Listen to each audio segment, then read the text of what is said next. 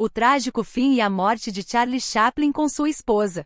Charlie Chaplin começou do zero, literalmente zero. Pai ausente, mãe lutando para sobreviver, dias de fome que pareciam não ter fim. Mas sabe o que o diferenciava? Seu poder de transformar tristeza em risada. O vagabundo, aquele personagem com sapato gigante, calça larga e chapéu minúsculo, não era só um palhaço. Era um herói dos esquecidos, dos trabalhadores que lutam todo dia para colocar comida na mesa. Com um sorriso torto e uma caminhada engraçada, Chaplin fazia todo mundo rir e pensar. De mendigo a ídolo mundial, a história dele parece filme de Hollywood. Mas será que tudo foi só glamour? Quais segredos escondidos por trás daquele sorriso? Prepara o coração, porque essa história vai te surpreender. Em uma Londres fria e cinzenta, no dia 16 de abril de 1889, nasceu Charles Spencer Chaplin, que se tornaria um dos maiores artistas do cinema mundial. Seu nascimento, porém, não foi cercado de luxo ou privilégios.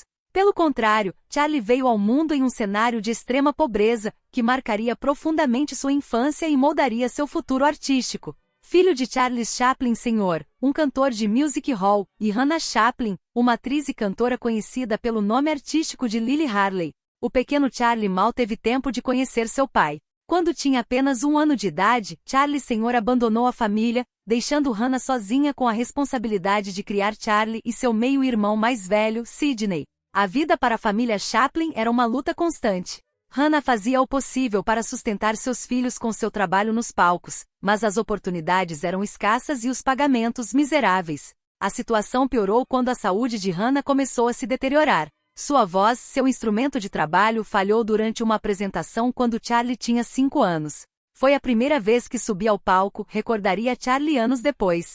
Ao ver sua mãe passando vergonha diante de uma plateia impaciente, o pequeno Charlie foi empurrado para o palco pelo gerente do teatro e instintivamente começou a cantar. A plateia, comovida com a coragem do garoto, jogou moedas no palco. Era a primeira vez que Charlie recebia aplausos e sua primeira contribuição para o sustento da família. Com a piora das condições financeiras, Charlie e Sidney frequentemente passavam dias sem uma refeição adequada. Em 1896, foram enviados para a escola distrital de Anvil para crianças órfãs e pobres. Um lugar que Charlie descreveria mais tarde como um lugar frio e estéril, onde a maior punição era a perda da individualidade. A situação tomou um rumo ainda mais sombrio em 1903, quando Hannah desenvolveu uma forma grave de psicose e precisou ser internada em uma instituição mental. Charlie, com apenas 14 anos, viu-se praticamente sozinho no mundo. Em alguns períodos, chegou a dormir nas ruas de Londres, procurando comida em lixeiras e abrigos temporários.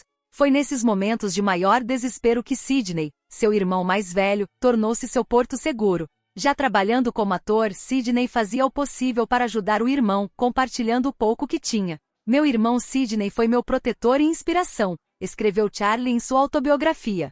Foi ele quem me mostrou que mesmo nas circunstâncias mais desesperadoras, ainda era possível sonhar com algo melhor. A infância devastadora de Charlie Chaplin não o destruiu. Pelo contrário, plantou as sementes de sua extraordinária sensibilidade artística. As experiências de fome, abandono e dor se transformariam, anos depois, nas histórias de seu icônico personagem, o vagabundo, uma figura que mesmo em meio à miséria, nunca perdia a dignidade ou a esperança. Enquanto Londres seguia sua rotina frenética, ninguém poderia imaginar que aquele menino pobre das ruas um dia conquistaria o mundo com seu talento. A vida difícil de Charlie Chaplin poderia ter esmagado seu espírito, mas em vez disso, acendeu nele uma chama artística que jamais se apagaria. Sua primeira experiência no palco aconteceu de maneira inesperada, aos 5 anos de idade, em uma situação que misturava desespero e oportunidade. Durante uma apresentação em Aldershot, a voz de sua mãe Hannah falhou completamente, provocando vaias da plateia impaciente. Nos bastidores, o pequeno Charlie observava angustiado. O gerente do teatro, tentando salvar o espetáculo, empurrou o menino para o palco. Ali, tremendo diante de uma plateia hostil, Charlie começou a cantar. Sua voz infantil e sua presença natural conquistaram o público, que passou das vaias aos aplausos, atirando moedas no palco. Aquele momento fugaz plantou uma semente importante. Charlie havia descoberto o poder de transformar uma situação trágica em algo capaz de provocar emoção e alegria. Aos 9 anos, em 1898, uma oportunidade mais consistente surgiu quando Charlie se juntou ao grupo de dança Clog Lancashire Lads. A dança clogue, popular na Inglaterra daquela época, consistia em sapateado usando tamancos de madeira. Charlie se destacou rapidamente por sua precisão rítmica e expressividade. O grupo se apresentava em teatros de variedades por toda Londres, proporcionando ao jovem artista não apenas um salário modesto, mas também uma educação diária nos bastidores do entretenimento popular. Observava obsessivamente cada comediante, cada músico, cada artista que se apresentava, contaria mais tarde. Absorvia tudo como uma esponja, sem saber que estava construindo meu próprio repertório. A educação formal de Charlie, já comprometida pela instabilidade familiar, foi completamente abandonada aos 13 anos. Enquanto outros meninos de sua idade estavam em salas de aula, ele estava aprendendo nas ruas e nos palcos. Uma universidade implacável, mas extremamente valiosa para seu futuro artístico. Trabalhava em pequenos papéis como entregador, aprendiz de vidraceiro e cortador de jornal, mas seu coração estava no palco. Aos 14 anos, conseguiu um papel como ator mirim na peça Sherlock Holmes, uma produção que rodou diversas cidades e lhe deu sua primeira experiência profissional consistente. Sidney, seu irmão, também seguia a carreira no teatro e constantemente buscava oportunidades para o irmão mais novo. O grande salto veio aos 19 anos, quando Charlie assinou contrato com a companhia de comédia de Fred Carno, não Carnot como erroneamente registrado por alguns biógrafos. A companhia Carno era uma verdadeira escola de comédia física, especializada em pantomimas e esquetes cômicos sem palavras. Ali Charlie refinaria suas habilidades como mímico e desenvolveria o senso de timing perfeito que mais tarde se tornaria sua marca registrada. Na companhia Carno, Charlie rapidamente progrediu de papéis menores para se tornar um dos principais comediantes. Sua capacidade de expressar emoções complexas através de gestos precisos e expressões faciais sutis o diferenciava dos outros artistas. Foi também na companhia Carno que Charlie começou a experimentar com diferentes tipos de personagens cômicos. Enquanto se apresentava nos palcos ingleses, Charlie não imaginava que seu talento logo levaria a cruzar o oceano, abrindo portas para um novo mundo que transformaria para sempre não apenas sua vida, mas a história da arte no século XX. A companhia de Fred Carno realizou turnês pelos Estados Unidos em 1910 e 1912, levando Charlie Chaplin para apresentações em teatros americanos. Durante uma dessas turnês, o jovem comediante britânico chamou a atenção de Mack Sennett, fundador dos estúdios Keystone e uma figura central na nascente indústria cinematográfica de Hollywood. Impressionado com o talento de Chaplin, Sennett lhe ofereceu um contrato de $150 por semana, uma quantia considerável para a época e 3 vezes mais do que ele ganhava com Carno. Em dezembro de 1913, aos 24 anos, Charlie desembarcou na Califórnia para iniciar sua carreira no cinema. Seu primeiro filme, Ganhando a Vida Making a Living, foi lançado em fevereiro de 1914. Neste curta-metragem ele interpretou um vigarista elegante, bem diferente da figura que logo o tornaria mundialmente famoso.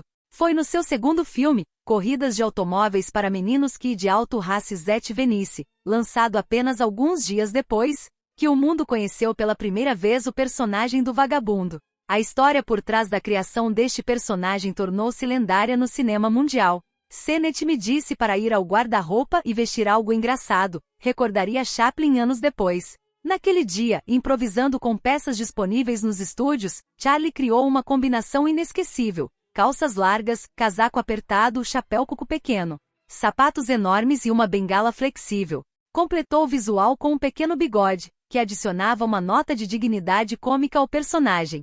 O vagabundo D. Trump não era apenas uma figura visualmente marcante, seu comportamento e personalidade foram cuidadosamente construídos por Chaplin. Era um homem de maneiras refinadas mesmo vestido em roupas surradas, demonstrando dignidade apesar da pobreza. Caminhava com passos peculiares, os pés virados para fora, uma bengala girando nas mãos. Quando enfrentava adversidades e eram muitas, respondia com um misto de determinação cômica e melancolia poética. Quis criar um personagem que fosse ao mesmo tempo cômico e trágico, explicou Chaplin. Alguém que lutasse pela dignidade apesar das circunstâncias, exatamente como eu vi tantas pessoas fazerem durante minha infância em Londres. O público americano e logo o mundo inteiro apaixonou-se pelo vagabundo. Em seu primeiro ano nos estúdios Keystone, Charlie apareceu em impressionantes 35 curtas-metragens, aprimorando constantemente seu personagem e técnica. Diferente de muitos comediantes da era do cinema mudo, que contavam principalmente com quedas e tortadas na cara, Chaplin incorporava nuances emocionais e comentário social em suas comédias. Curiosamente, poucos sabiam que Charlie era naturalmente canhoto, embora tivesse sido forçado a escrever com a mão direita durante sua breve educação formal, uma prática comum na época. Nos filmes, observadores atentos notavam que frequentemente usava sua mão esquerda para tarefas que exigiam precisão. Outro detalhe pouco conhecido era a cor de seus olhos. Nas imagens em preto e branco, muitos assumiam que Chaplin tinha olhos castanhos, mas na verdade eram de um azul intenso e expressivo, capazes de transmitir tanto alegria contagiante quanto profunda tristeza, às vezes em questão de segundos. Enquanto o vagabundo conquistava as telas, nos bastidores Charlie Chaplin começava a demonstrar ambições que iam muito além de simplesmente atuar. Ele queria controle criativo sobre seus filmes, algo raro para artistas naquele período inicial de Hollywood. Essa busca por autonomia o levaria a novos desafios e conquistas, transformando-o de simples comediante em um dos mais importantes cineastas da história. Após o fim de seu primeiro casamento com Mildred Harris em 1921, Charlie Chaplin mergulhou em seu trabalho, criando alguns de seus filmes mais memoráveis. No entanto, sua vida pessoal continuaria tão movimentada quanto sua carreira. Em 1924, durante as filmagens de The Gold Rush, Em Busca do Ouro, Chaplin conheceu Lita Grey, uma jovem atriz de apenas 16 anos que havia trabalhado como figurante em O Garoto 1921. O encontro com Lita rapidamente se transformou em um relacionamento e logo ela engravidou. Para evitar um escândalo que poderia arruinar sua carreira já que as leis da Califórnia consideravam um relacionamento com menores um crime grave, Chaplin casou-se com Lita em novembro de 1924, em uma cerimônia discreta no México. Ele tinha 35 anos, ela 16. O casal teve 2 filhos, Charles Spencer Chaplin Jr., nascido em 1925, e Sidney Chaplin, nascido em 1926. Apesar da família em crescimento, o casamento foi marcado por constantes conflitos. Lita acusava Chaplin de infidelidade e comportamento controlador, enquanto ele se queixava da imaturidade dela e de sua falta de interesse por arte e literatura. O divórcio, finalizado em 1927, foi um dos mais amargos e caros de Hollywood até então. Lita contratou advogados agressivos e abriu um processo de 42 páginas repleto de acusações embaraçosas sobre a vida íntima do casal. Para evitar um julgamento público, Chaplin concordou com um acordo de $825 mil, uma fortuna na época. Após 2 casamentos fracassados, Charlie manteve-se solteiro por quase uma década, até conhecer Paulette Goddard, uma atriz ambiciosa e inteligente. Eles se aproximaram em 1932, após o retorno de Chaplin de uma turnê mundial. Diferente de suas esposas anteriores, Paulette tinha 22 anos quando começaram um relacionamento, e já possuía experiência no mundo do entretenimento. Paulette estrelou ao lado de Chaplin em Tempos Modernos 1936. E logo depois eles se casaram discretamente durante uma viagem à Ásia, embora a data e local exatos do casamento permaneçam um mistério até hoje. O relacionamento deles funcionou melhor que os anteriores, talvez porque Paulette tinha sua própria carreira e independência. Não tiveram filhos e quando o casamento começou a desmoronar, conseguiram se separar amigavelmente em 1942. O 4º casamento de Chaplin surpreendeu Hollywood e gerou controvérsia. Em 1943, aos 53 anos, ele se casou com Oona O'Neill, filha do dramaturgo Eugene O'Neill e então com apenas 18 anos. A diferença de 35 anos de idade causou sensação na imprensa e levou o pai de Oona a deserdá-la. Contra todas as expectativas, este casamento provou ser o mais estável e feliz de todos. Oona abandonou suas ambições de atriz para se dedicar integralmente a Charlie e à família que construiriam. Entre 1944 e 1962, o casal teve 8 filhos: Geraldine, Michael, Josephine, Victoria, Eugene, Jane, Annette e Christopher. Com Oona finalmente encontrei o lar que sempre busquei, declarou Chaplin em suas memórias. Ela permaneceu firmemente ao seu lado durante os anos difíceis de perseguição política e exílio dos Estados Unidos, gerenciando seus negócios e protegendo-o da imprensa. Oona transformou-se não apenas em esposa e mãe dedicada, mas também em parceira intelectual e empresarial. Quando a saúde de Chaplin começou a deteriorar nos anos 1970, ela cuidou dele com devoção inabalável. Permaneceram casados por 34 anos, até a morte de Charlie em 25 de dezembro de 1977, na Suíça. Os 4 casamentos de Chaplin revelam um homem complexo, cujos relacionamentos pessoais foram tão dramáticos quanto seus filmes, transitando da comédia à tragédia, com momentos de profunda beleza e dolorosas decepções. A trajetória financeira de Charlie Chaplin é um reflexo extraordinário de sua ascensão artística. De um menino que passava fome nas ruas de Londres a um dos homens mais ricos do mundo do entretenimento, sua história é um verdadeiro exemplo de transformação financeira. Quando chegou aos Estados Unidos em 1913, Chaplin recebeu sua primeira oferta para trabalhar no cinema. Modestos $150 por semana nos estúdios Keystone. Embora esse valor fosse 3 vezes maior que seus ganhos no teatro, era apenas o começo de uma escalada impressionante. Em 1915, após conquistar enorme popularidade, assinou com a Essanay Studios por $1.250 semanais, um aumento extraordinário em tão pouco tempo. Com cada novo contrato, seus valores escalavam vertiginosamente. Em 1916, a Mutual Film Corporation ofereceu-lhe $10.000 por semana, mais um bônus de $150.000 pela assinatura do contrato. Na época, esses valores eram praticamente inéditos na indústria do cinema, transformando Chaplin em um dos artistas mais bem pagos do mundo. O dinheiro nunca foi minha principal motivação, comentou Chaplin em uma entrevista. Mas fui pobre por tempo suficiente para entender seu valor. Cada contrato que assinei me deu mais liberdade artística, e isso era inestimável. Em 1919, Chaplin tomou uma decisão que revolucionaria não apenas sua carreira, mas toda a indústria cinematográfica. Juntou-se a Mary Pickford, Douglas Fairbanks e D.W. Griffith para fundar a United Artists. Esta companhia permitia que os artistas produzissem e distribuíssem seus próprios filmes, mantendo controle criativo e financeiro sobre suas obras. Foi um movimento visionário que multiplicou sua fortuna. Em 1927, seu patrimônio líquido era estimado em impressionantes $16 milhões, equivalente a aproximadamente 215 milhões em valores atuais. Para alguém que havia experimentado extrema pobreza na infância, era uma reviravolta quase impossível de imaginar. Curiosamente, apesar de sua imensa riqueza, Chaplin inicialmente manteve hábitos frugais. Amigos próximos observavam que ele podia ser bastante econômico em gastos cotidianos, reflexo provável das privações de sua juventude. Esta cautela com dinheiro, no entanto, não se aplicava aos seus filmes. Neles, não hesitava em investir fortunas para atingir a perfeição artística. Com o passar dos anos, principalmente após seu casamento com Ona O'Neill, Chaplin começou a desfrutar mais abertamente de sua riqueza. Investiu significativamente em imóveis, incluindo sua magnífica propriedade de 37 acres em Beverly Hills, posteriormente, a mansão Manoir de Ban, uma impressionante residência de 19 quartos em Corsier-sur-Vevey, na Suíça, que se tornou seu lar final. Esta mansão na Suíça refletia o estilo de vida confortável que Chaplin finalmente permitiu-se desfrutar. Com sua grande família Ona e seus 8 filhos, a casa abrigava até 13 funcionários, incluindo mordomos, cozinheiros, jardineiros e tutores particulares para as crianças. Quando faleceu em 1977, aos 88 anos, o valor líquido de Chaplin era estimado em cerca de $100 milhões, aproximadamente 400 a 450 milhões em valores atuais. Grande parte dessa fortuna continuou a crescer através dos direitos de seus filmes, que ainda geram receitas até hoje. A jornada financeira de Charlie Chaplin não foi apenas sobre a acumulação de riquezas, mas sobre como um artista transformou seu talento em independência e segurança.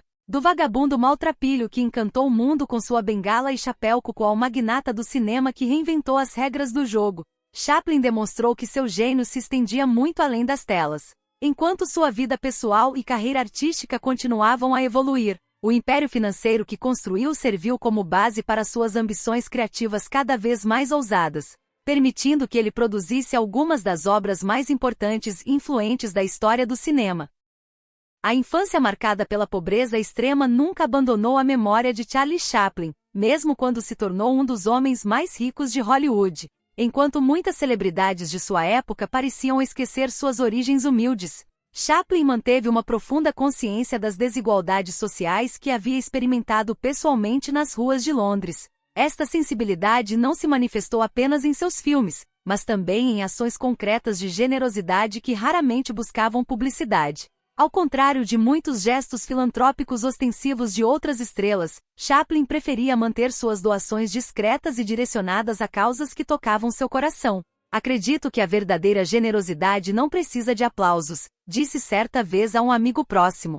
Esta filosofia refletia seu desejo de ajudar por convicção, não por reconhecimento público. Uma das causas que Chaplin apoiava com frequência era o amparo a artistas em dificuldades. Conhecendo por experiência própria as incertezas da vida artística, ele criou um fundo para auxiliar atores e atrizes que enfrentavam problemas financeiros, principalmente veteranos do cinema mudo que haviam sido esquecidos pela indústria após a chegada do cinema falado. Durante a Grande Depressão, período em que produziu Tempos Modernos 1936, Chaplin também realizou doações substanciais para organizações que atendiam famílias desabrigadas e desempregadas. Na Califórnia, financiou secretamente diversos programas de distribuição de alimentos e contribuiu para a construção de abrigos temporários. Na Segunda Guerra Mundial, participou ativamente de campanhas para arrecadar fundos para os esforços de guerra, especialmente após lançar O Grande Ditador 1940, sua corajosa sátira contra o nazismo.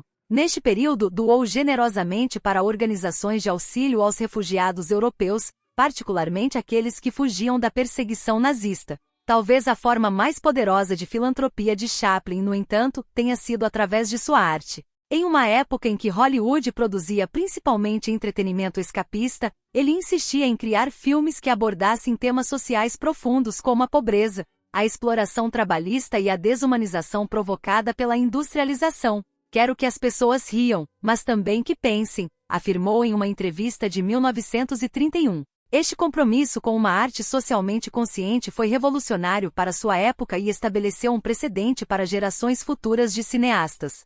Em filmes como Garoto 1921, Em Busca do Ouro 1925 e Luzes da Cidade 1931, Chaplin transformou suas próprias experiências de pobreza em narrativas universais que sensibilizavam o público para as dificuldades enfrentadas pelos menos favorecidos. O personagem do vagabundo, com sua dignidade inabalável mesmo nas circunstâncias mais adversas, tornou-se um poderoso símbolo de resistência humana diante da injustiça social. Após sua morte em 1977, descobriu-se que Chaplin havia deixado provisões em seu testamento para continuar apoiando várias causas sociais. Sua família, liderada por Oona, honrou esse desejo, estabelecendo fundações que perpetuaram seu legado filantrópico. Hoje, mais de 4 décadas após seu falecimento, o impacto de Charlie Chaplin transcende em muito suas contribuições ao cinema. Seu legado inclui não apenas os filmes que revolucionaram a sétima arte, mas também um modelo de como a fama e a fortuna podem ser canalizadas para causas significativas sem alarde ou autopromoção. Da criança faminta nas ruas de Londres ao filantropo discreto em sua mansão suíça, Chaplin nunca esqueceu a importância da compaixão e da solidariedade. Como ele mesmo escreveu em sua autobiografia, aprendemos sobre a vida não por aquilo que recebemos, mas por aquilo que damos aos outros. Enquanto o mundo continua a celebrar o gênio artístico de Chaplin, seu compromisso com a justiça social e sua generosidade silenciosa permanecem como exemplos inspiradores de como a arte pode iluminar consciências e transformar realidades.